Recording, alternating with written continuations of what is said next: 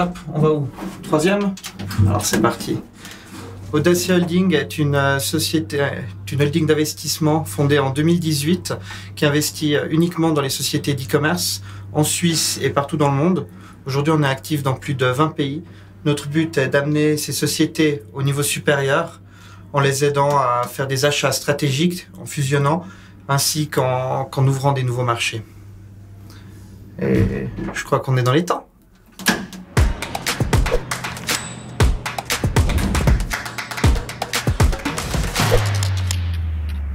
Tu me donnes combien de temps pour ça? Voilà, donc Région est une entreprise familiale de tradition depuis 1908. Nous produisons actuellement des luminaires avec la dernière technologie, dans un design sobre et une qualité irréprochable. Nous avons des filiales en Suisse et à l'étranger et sommes donc là dans le monde entier pour nos clients.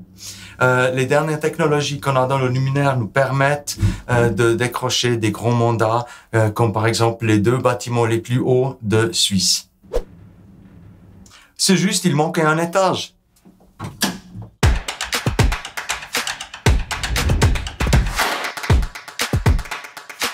Salut Daniel. Bonjour Alexandre.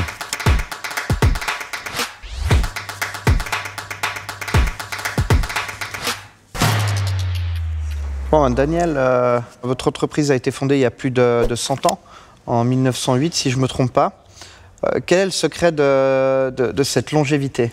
La clé du succès puis la longévité, c'est que Région a toujours su se réinventer chaque quelques années. Aujourd'hui, une entreprise très très moderne, on a toutes les nouvelles technologies qu'on intègre dans nos luminaires. Ça veut dire que les luminaires communiquent avec Internet, les luminaires communiquent avec des smartphones, les luminaires font beaucoup plus que la lumière aujourd'hui. On a des semi-conducteurs dedans, on a des LED dedans, on a des drivers dedans.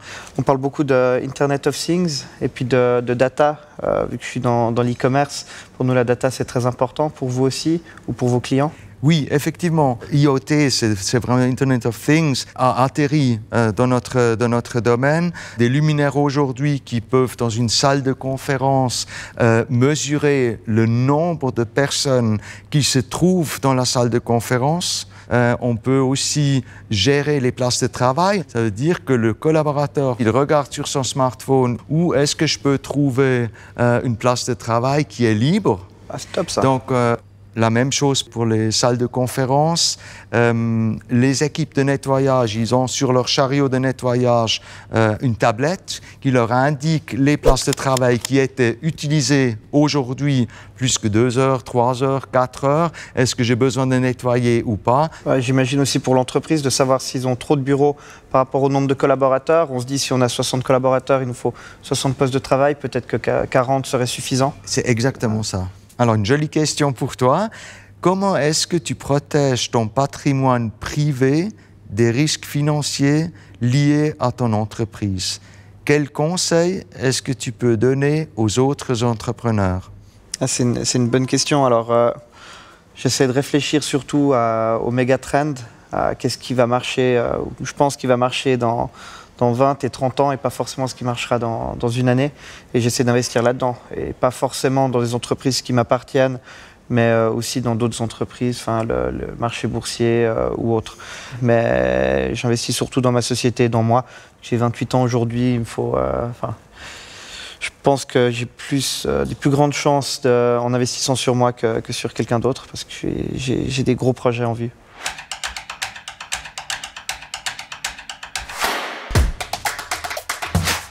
Alors Daniel, j'ai une autre question pour toi.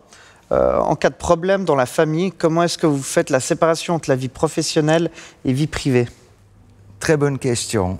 Je pense quand on est patron, il faut certains éléments pour être un bon patron. Il faut avoir, une passion pour ce qu'on fait, pour le domaine, pour le produit, pour l'entreprise. Il faut un engagement hors norme. Il faut montrer l'exemple aux employés pour obtenir aussi d'eux. Et tout ça fait que c'est très difficile de ne pas parler entreprise en privé. Et c'est vrai que même quand on se retrouve en famille, c'est très très difficile de ne pas parler régent. C'est très intéressant. Je pense que c'est vrai. C'est ce que je dis souvent que mon entreprise, c'est mon bébé, c'est ma passion.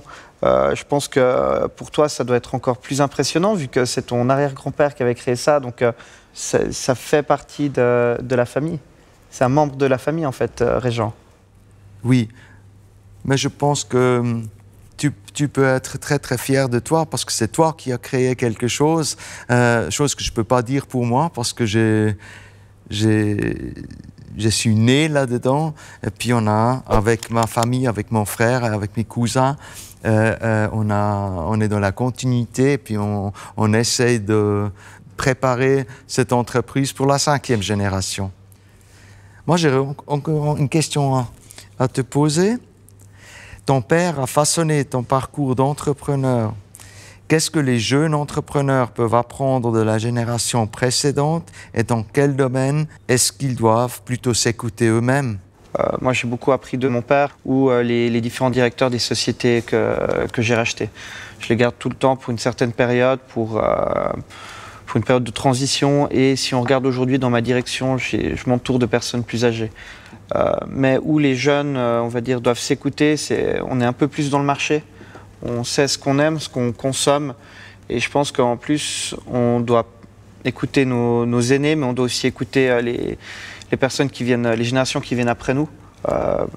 Pour moi, pour l'e-commerce, je regarde tout le temps qui va être mon prochain consommateur. C'est pas forcément des gens qui ont 65 ans qui remettent aujourd'hui leur société et qui vont partir à la retraite. On a beaucoup à apprendre de chaque génération. Voilà un peu mon analyse. Et pour les entrepreneurs, je pense que c'est important de toujours rester curieux. Pour moi, c'est la plus grande qualité que puisse avoir un entrepreneur. Tu l'as dit tout à l'heure, tu es millénial.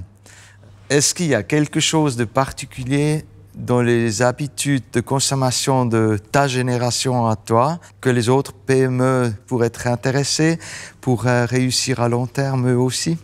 Alors, moi comme je disais, je suis un millénial. Je pense que notre génération, puis surtout les générations à venir, consommeront de plus en plus sur Internet. Les générations suivantes, je veux dire, ils prendront leur téléphone pour tout, que ce soit consommer des médias ou commander n'importe quel produit.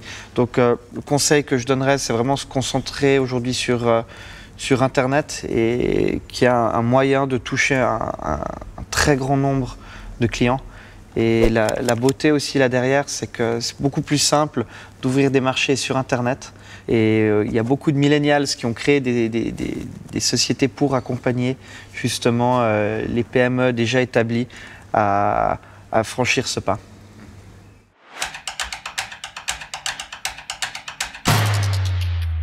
Pour une société centenaire où vous êtes plusieurs dans la famille, et en quoi les entreprises familiales devraient-elles penser pour se protéger justement du risque de perdre le contrôle dans sa société? Donc il y a quelques années en arrière où on a décidé d'engager un CEO professionnel et puis on a décidé de chercher cette personne à l'extérieur. La famille, en fait les 4 membres de la famille, mon frère, moi et mes 2 cousins, on s'occupe plus de la stratégie de l'entreprise. Ça ne doit pas toujours être facile de se mettre d'accord. Une partie, 50% décide d'une stratégie et l'autre 50% d'une autre. La philosophie est qu'on doit toujours se mettre d'accord et si on n'est pas d'accord sur quelque chose, on doit discuter entre nous jusqu'à ce qu'un accord soit trouvé. Ah, c'est impressionnant. Et donc, je reprends une question, je pense, pour rebondir là-dessus. De quoi les autres PME doivent être conscientes pour éviter les conflits au sein des entreprises familiales? Des conflits, il y en a toujours. Et des conflits, il y en a partout, pas seulement dans les entreprises familiales. Et je pense que c'est très important de ne pas faire savoir ou faire sentir les collaborateurs s'il y a quelque chose qui ne va pas. Donc s'il y a un conflit, on le règle entre nous. On s'enferme dans une salle de conférence et on ressort une fois on a trouvé un accord.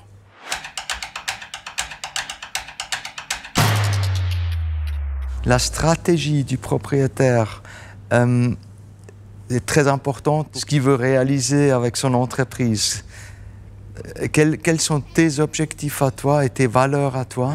Bon, ce qui est vraiment l'avantage de l'e-commerce, c'est que depuis Sion, je peux gérer plus d'une vingtaine de pays. Vraiment, ma stratégie aujourd'hui, c'est vraiment l'ouverture de nouveaux pays qu'on aura décidé, enfin, dans lesquels on aura décidé de rentrer, parce qu'on pense que le panier moyen d'achat est élevé, la demande pour ces produits-là sera grande, et on va les pénétrer à travers nos différents canaux marketing, mais qui sont surtout digitaux. On fait beaucoup justement de Google, de Facebook, d'Instagram. Justement, ça m'intéresse parce que chez Régent aussi, on fait de l'e-commerce, donc on a un site internet et un webshop. Comment tu gères pour qu'un jeune de 18 ans s'y trouve, et puis quelqu'un de plus âgé s'y trouve également, et puis se sent à l'aise sur tes plateformes? Alors nous, on a fait un choix stratégique. On a enlevé les téléphones. Maintenant, on a préféré créer des chats. On s'est rendu compte que les personnes de tout âge savent utiliser les chats aujourd'hui. Donc ça rentre vraiment dans les mœurs. Après, comment faire pour que tout le monde puisse s'y retrouver, ça, nous, on le fait à travers de l'A/B testing. On regarde qu'est-ce qui convertit le mieux. Et malheureusement, c'est la majorité qui gagne. Donc on a beaucoup de designers et de développeurs en interne qui font de l'A/B testing pour continuellement améliorer nos sites. Donc heureusement qu'Internet nous permet justement de faire cet A/B testing. Et comment vous faites pour évaluer les tendances, voir, sentir ce que le client aimerait commander sur vos sites demain ou après-demain? Alors, nous, on a les fournisseurs qui viennent, qui nous proposent pas mal de nouveaux produits. Après, de nouveau, moi, je me concentre aussi sur les méga trends pour voir les sociétés que je souhaite racheter. Tout ce qui est un peu bio, écologique ou autre, je pense que ça va faire que de grandir. Donc, plutôt aller là-dedans que dans des choses un peu plus old school, on va dire. Mais nos fournisseurs font un très gros travail en nous présentant les nouvelles tendances. Puis on regarde aussi ce que nos concurrents font. En tant qu'entrepreneur et particulier, les propriétaires doivent concilier des intérêts différents.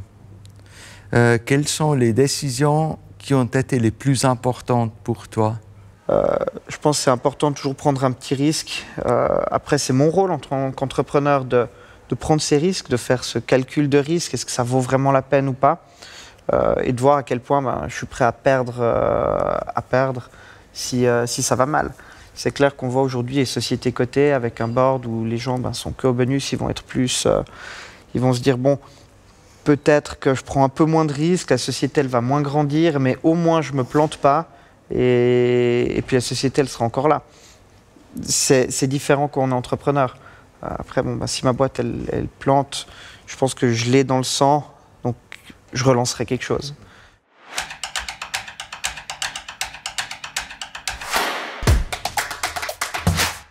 Comment toi, tu concilies ta vie professionnelle avec ta vie privée et comment tu trouves ton équilibre dans tout ça? Bon, moi, ma boîte, c'est mon bébé.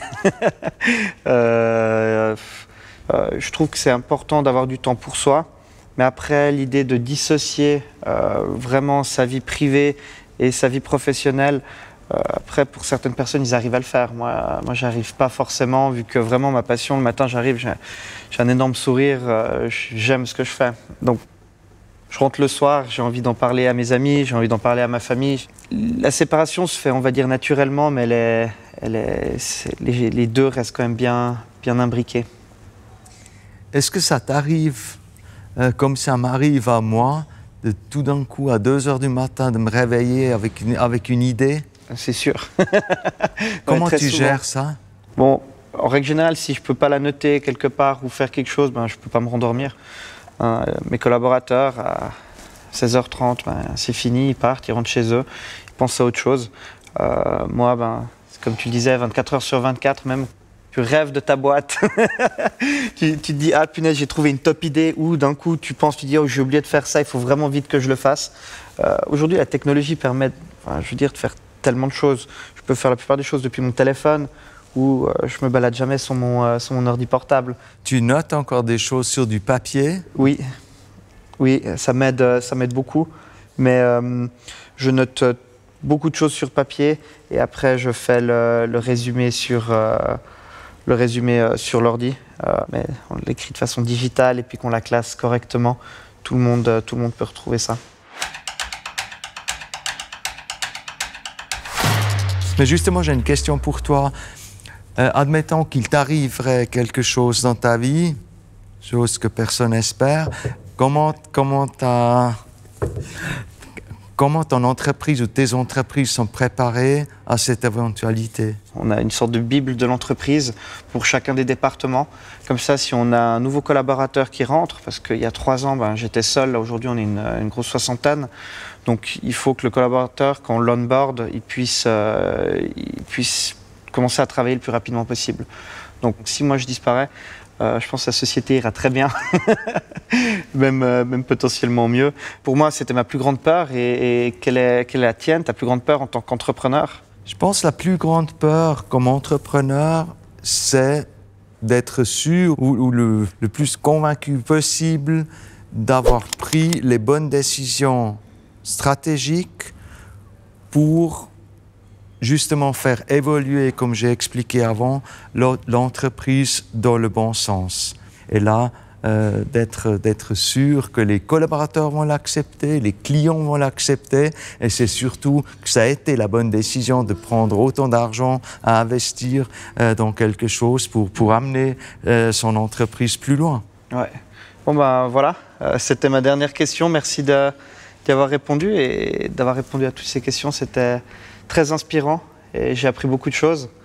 C'était presque trop court. En tout cas, merci pour tout. Mais de même, c'était très intéressant de discuter avec toi et d'apprendre sur ton business à toi. Très, très intéressant. Et merci beaucoup. Merci à toi.